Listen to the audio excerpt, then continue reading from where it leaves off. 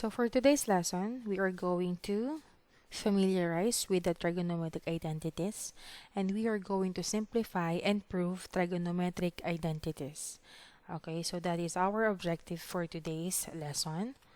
So we're going to discuss about fundamental of trigonometric identities. Okay, so these are the formulas that we have to consider through simplifying and proving.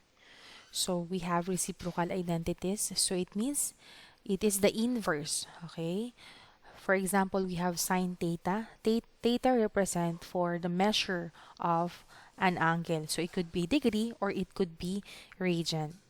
Okay, again, theta is representation of the measure of the angle or of a certain angle. Okay, so let's have sine theta. So the reciprocal identities of sine theta is 1 over cosecant theta. Okay, so as you can see here, so cosine theta is equal to 1 over secant theta. Tangent theta is equal to 1 over cotangent theta, while cosecant theta is equal to 1 over sine theta. So the inverse of the reciprocal identity of secant theta is 1 over cosine theta, while cotangent theta, the reciprocal identity is 1 over tangent theta. Okay po, so take note of that. So here we have Pythagorean identities. Okay, so we have Pythagorean identities. So as you can see, we have sine squared theta plus cosine squared theta is equal to 1. Okay, so if you are going to see, while you are simplifying, may nakita kayong sine squared theta plus cosine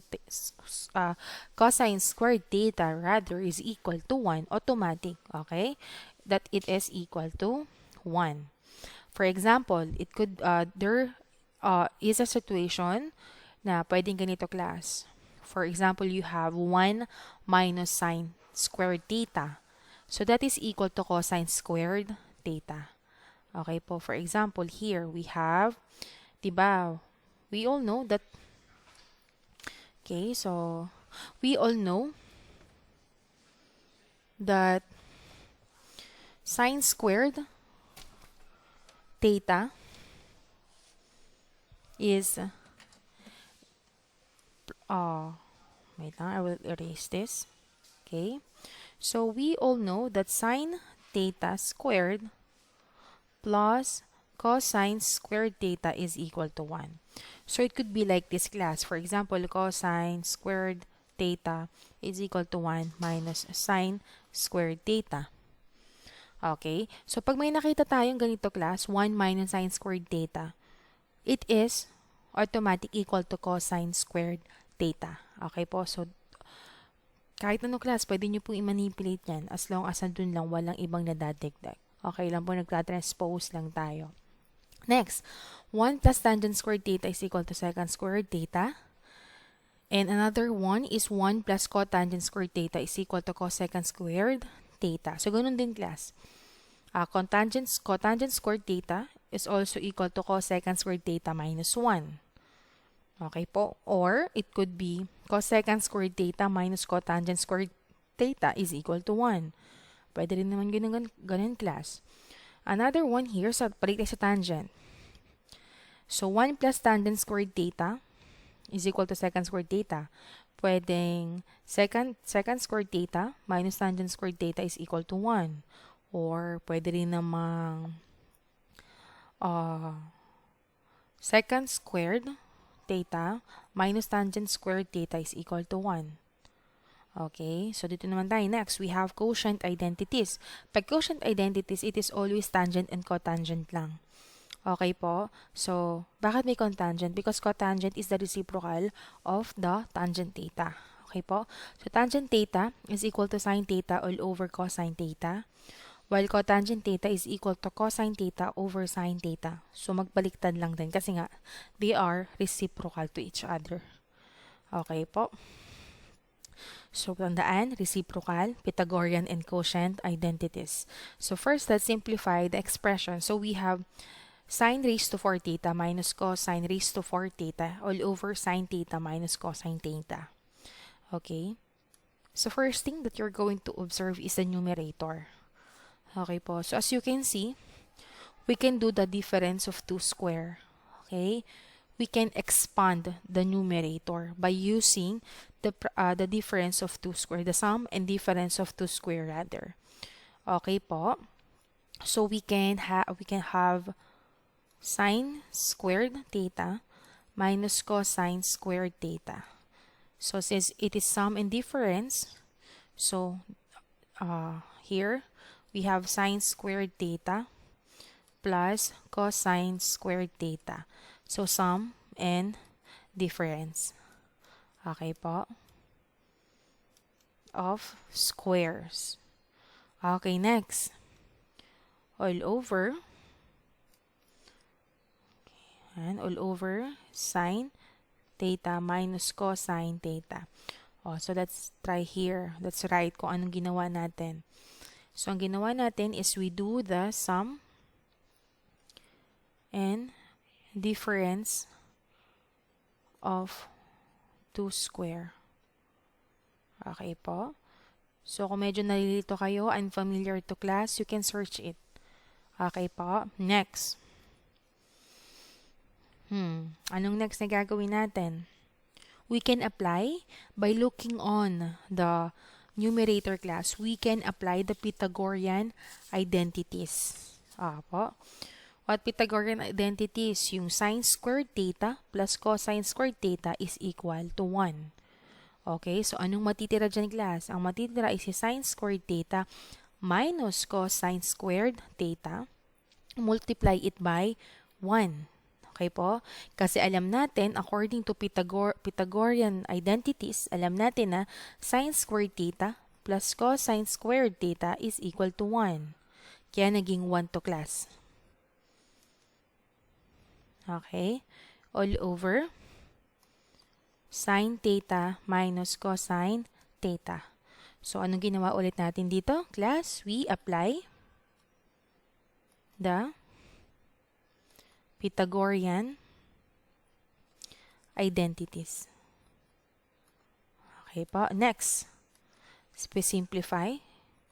So, sine squared theta minus cosine squared theta times 1 is sine squared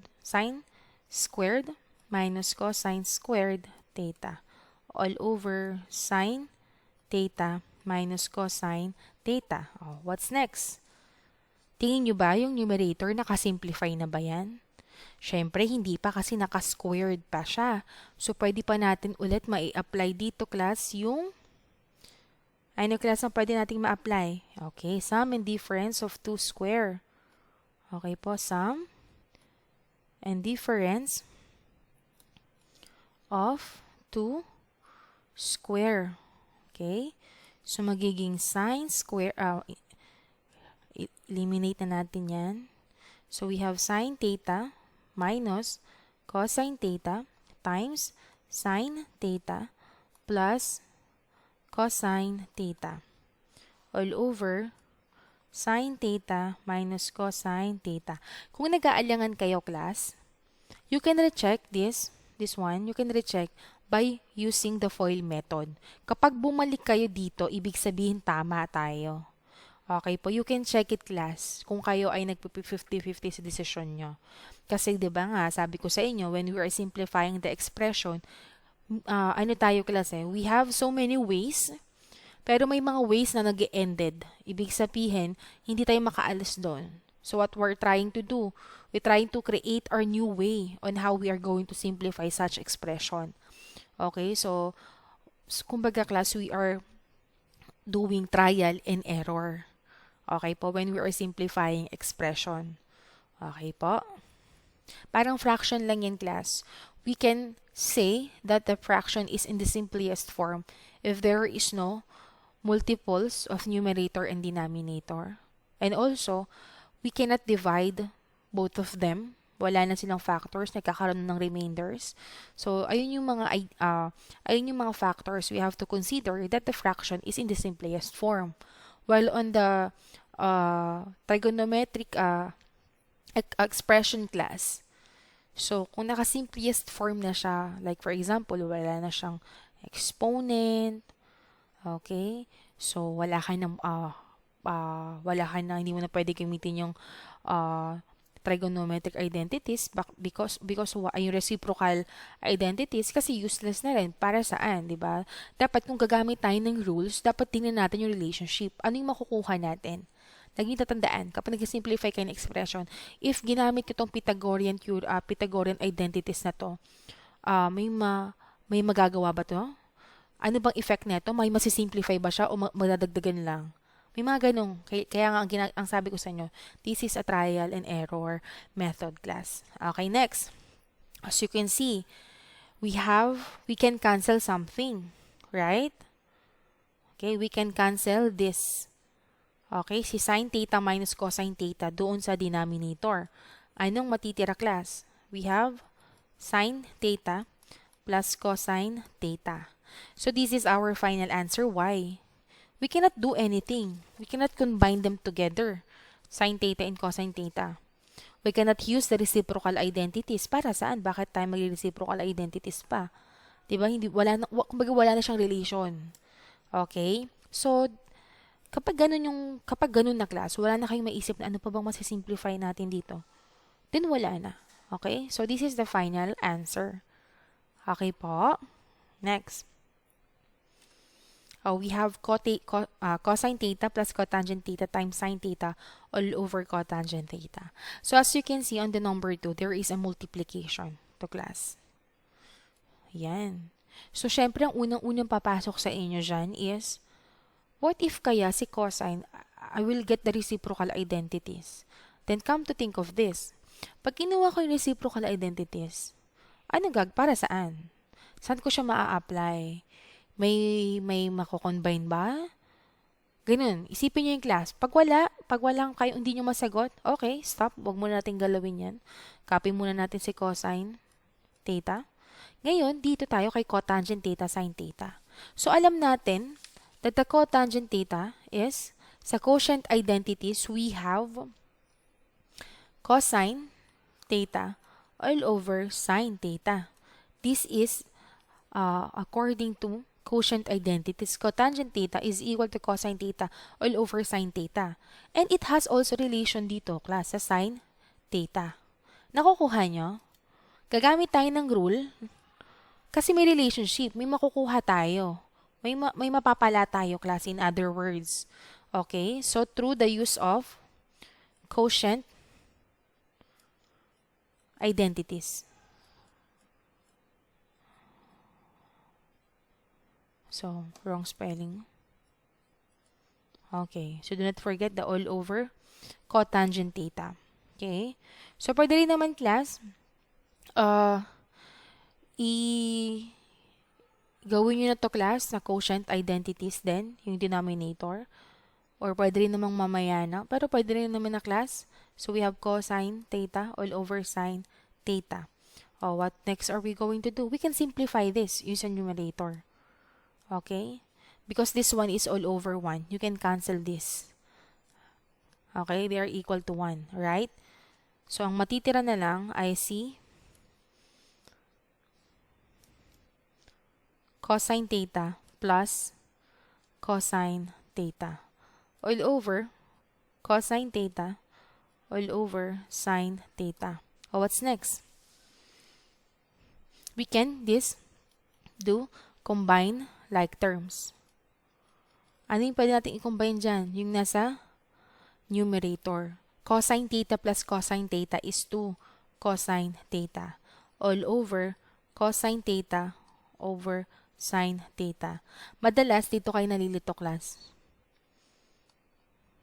Ang ginagawa ng iba, kapag nakakita ng cosine theta plus cosine theta, ang ginagawa ay cosine squared theta, which is wrong. Kailan lang ba magiging squared yan? Kapag multiplication to, class. Kapag cosine theta times cosine theta. Ito yung moment na this is equal to cosine squared theta. Pero pag cosine theta plus cosine theta, this is addition. So we have to add the numerical coefficient nila, which is yung imaginary 1. Kaya naging 2 cosine theta po yan. Okay po, do not forget for that, okay? So next, I will erase this.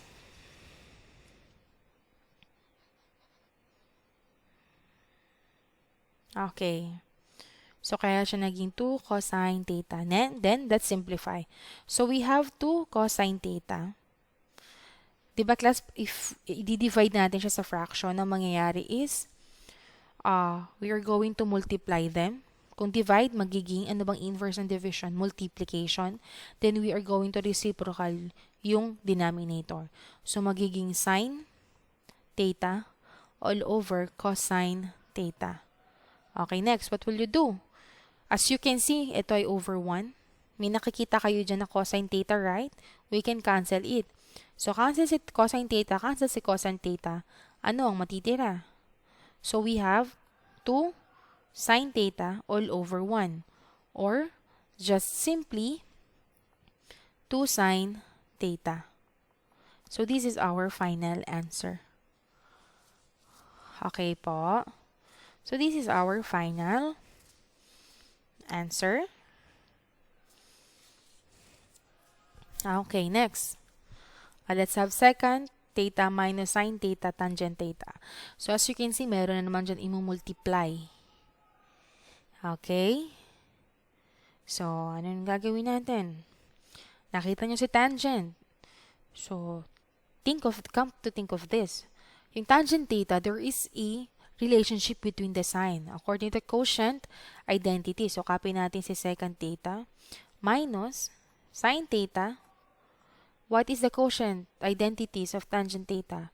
It is sine theta all over cosecant theta. Okay po? Sorry, this is cosine. Okay.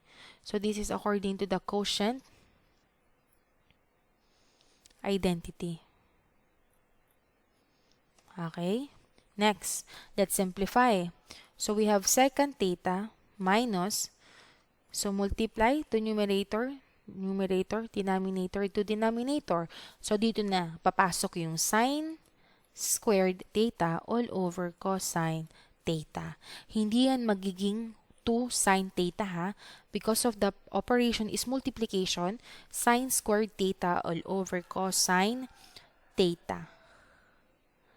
Okay po, what's next? Ano ngayon? Ano kaya yung pwede natin gawin kay secant theta? Na it somehow, may relationship siya kay sine squared theta all over cosine theta. Okay, what is the reciprocal of secant theta? Okay. So, the reciprocal of secant theta is cosine theta. So, nakita niyo yung relationship? Nakita?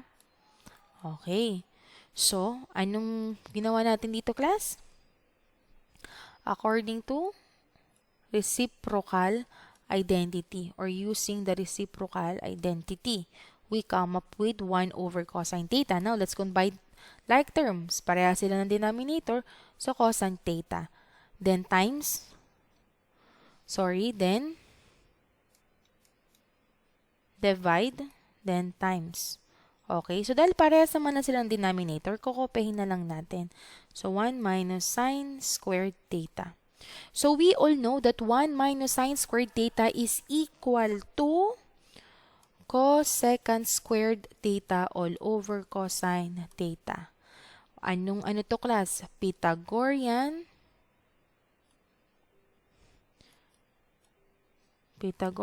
identities or identity. Okay po, then let's can simplify this kasi naka-squared siya. So, the answer is, what is the common multiple nila, class? Is cosine theta, cosine theta. So, pag dinivide mo si cosine theta kay cosine squared theta, ang matitira ay cosine theta. Pag dinivide mo si cosine theta kay cosine theta, the answer is 1. Okay, or simply, cosine theta. So, this is our final answer.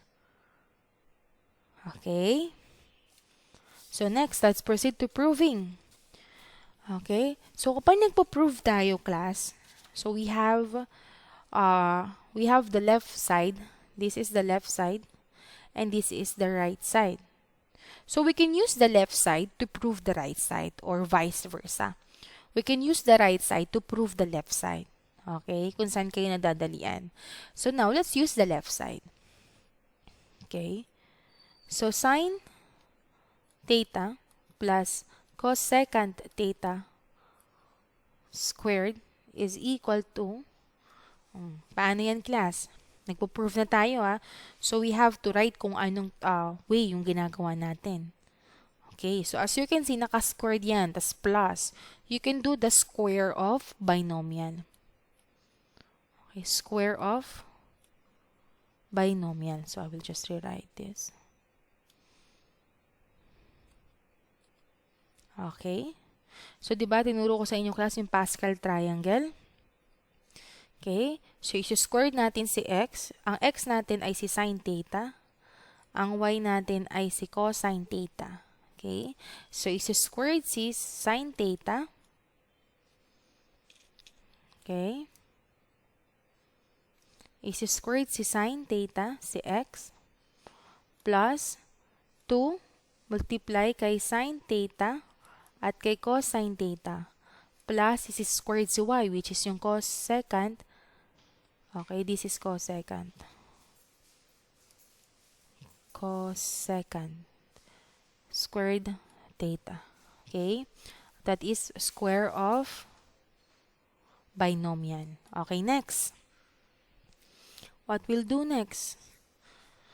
Ano kaya? Ang goal natin, maging ganito ang itsura. This is our goal. Oh. As you can see, meron na tayong 2 sine theta cosecant theta. Okay? So, pagtabihin natin si sine squared theta at si cosecant squared theta. Ihiwalay natin si 2 sine theta cosecant theta. Okay. So, class, this is typographical error, ha? This one is cosecant. Cosecant yan, class. Okay, so cosecant. Okay. This one. And this one is cosecant. Cosecant. Cosecant. Cosecant. Okay? Anong property to, class? Associative property. Paano ba pag sinabi natin associative, di ba? According to associative, A plus quantity B plus C is also equal to A plus B quantity plus C. Okay po? So, nag-interchange kasi sila ng position. So, tatlo kasi sila, klase. Okay po? So, nag-interchange sila ng position. So, we forgot the addition dito, class. Okay. So, next. Okay. So, we all know that sine squared theta plus cosine squared theta is equal to what? Ito, class. Saan sila equal? Equal sila sa 1. According to Pythagorean identities or identity. Okay po? So, ano natira? Si plus 2 sine theta cosine theta. Again, this is cosine theta. Okay po? Na-prove ba natin? Yes. So, then, we can say, or thus, so we can say that thus, sine theta plus cosine theta raised to 2 is equal to 1 plus 2 sine theta cosine theta. Okay po? So, kung pabaliktad naman, gusto na naman ang gusto nyo gamitin is yung 1 plus 2 sine theta cosine theta. So, babaliktad lang. So, uunahin nyo muna Pythagorean theorem, Pythagorean identity. Pag na-Pythagorean nyo na, yung 1, diba yung 1? So, yung 1, Pythagorean identity nyo siya, which is yung sine squared theta plus cosine squared theta. Bakit yun ang gagamitin? Kasi marami kayong pagpipilian dun sa Pythagorean identity, di ba? Ang pagpipilian nyo yung tangent tsaka secant, tsaka yung cotangent tsaka cosecant. Syempre, obviously, ang pipiliin nyo is yung sine tsaka cosine. Kasi, yun lang naman yung related dito, dun sa goal natin. Nakukuha po? Okay. So, next. So, we are going to verify that secant theta minus tangent theta quantity squared is equal to 1 minus sine theta plus sine theta. Okay po? So, let's use this one, yung may squared.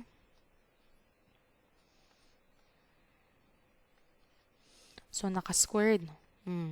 So, alam nyo na kagad na ito ay ano class? Anong rule to class? Okay. It is square of binomial. Okay. Square of binomial. So, we have secant squared theta minus 2 secant theta tangent theta plus tangent squared theta. Okay. Next, anong next na gagawin natin? We can do the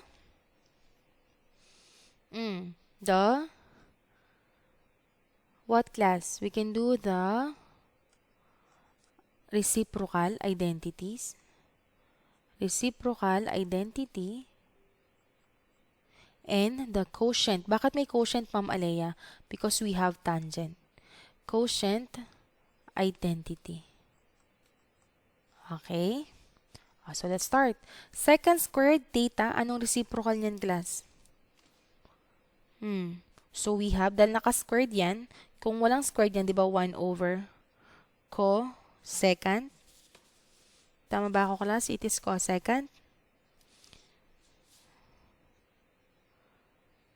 Balik tayo dun, class. Tingnan natin kung ano ang reciprocal identity ng secant. Secant. Okay, 1 over cosine theta. Okay, so 1 over cosine theta. Dahil naka-squared to, class, so naka-squared din siya. Okay. So, minus. So, 2. Secant again. So, we have 1 over cosine theta. Bakit, ma'am, cosine na lang? Kasi yung secant niya, raised to 1 lang. Tangent, quotient identity. So, we have sine theta all over cosine theta plus tangent squared. So, ibig sabihin, ito ay sine squared theta all over cosine squared theta. Okay po, so let's simplify. Huwag kakalimutan ito, class, yung mga sinusulat natin sa gilid kasi nagpo-proving tayo eh. Okay, let's just copy this. Okay. So, ito, class, you can simplify 2 over cosine theta. Okay, times sine theta all over cosine theta plus sine squared theta all over cosine squared theta. Then, you can still simplifying. Let's copy this. Hindi pa tayo nasisimplify na part eh. This one. So, magiging 2 sine theta. Numerator to numerator, denominator to denominator. So, ito yung class ay magiging cosine squared theta plus sine squared theta all over cosine squared theta. Now, pwede natin silang pagsamasamahin. So, pare-pares naman sila ng denominator. So, we have cosine squared theta. This is 1 minus 2 sine theta plus sine squared theta. Okay, anong na-observe? Pwede kaya nating ma-factor yan? We can use the square of binomial again. Ito yung kabaliktaran. Okay? So, square of binomial. Paano po yan, ma'am? Okay? So, let's just factor this, yung numerator. So, we have 1 minus sine theta, 1 plus sine theta. Okay, dahil square of binomial yan, dahil negative yan, dapat negative to parehas. Okay, kasi negative times negative is positive. Okay, okay. So, all over, ano pang ginamit natin? Ano gagawin natin sa cosine squared theta? We can use the, class? Ano kaya ang pwede natin gawin sa denominator? Okay, sa Pythagorean identity. Okay. Diba, according to Pythagorean, sine squared theta plus cosine squared theta is equal to 1. Diba? Let's write here. Sine squared theta plus cosine squared theta is equal to 1. At dahil cosine squared theta, di ba sabi ko class sa inyo, pwede nyo siyang i-manipulate. So, 1 minus sine squared theta. Transpose nyo to class. Okay, kaya ito ay 1 minus sine squared theta. Okay, so pwede nyo pa itong i-factor, yung denominator. Okay, so factor natin yung denominator. Okay, paano factor yan, class? So, dito na natin, wala na tayong space. So, 1 minus sine theta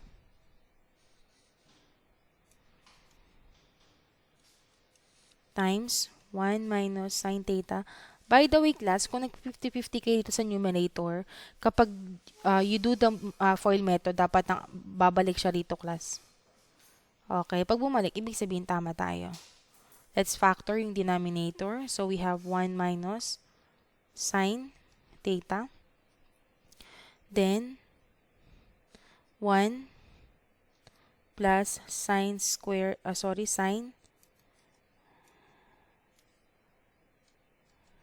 theta. Okay, so pwedeng i-factor yung denominator using the sum and difference of 2 square.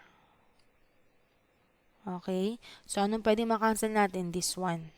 Okay, anong matitira? Anong matitira is 1 minus sine theta all over 1 plus sine theta. So, this is our final answer. Okay po? Okay, so that's how we are going to verify. Or we can use this one, or we can use this to prove this one. Okay, ganun din sa kabila. You can use this to prove this one. Okay po? Okay, so this is our seat work. So I'm going to post this in the Google class. So make sure to write your full solution to earn maximum points. Okay po, to credit the maximum points.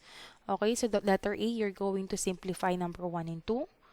And letter B, you're just going to prove. So you can use either the left side or the right side. Okay po, so thank you for your listening. So that's all. For trigonometric identities, you just have to review and you have to be familiarized with the identities, the reciprocal, the Pythagorean, and the quotient. Also, class, yung mga square of binomial, square of trinomial, perfect square, sum and difference. You have to, class, familiarize with those. Okay po, so yun lang, tandaan yung quotient, Pythagorean, and reciprocal. Okay po? So yun lang, thank you very much for listening. God bless everyone.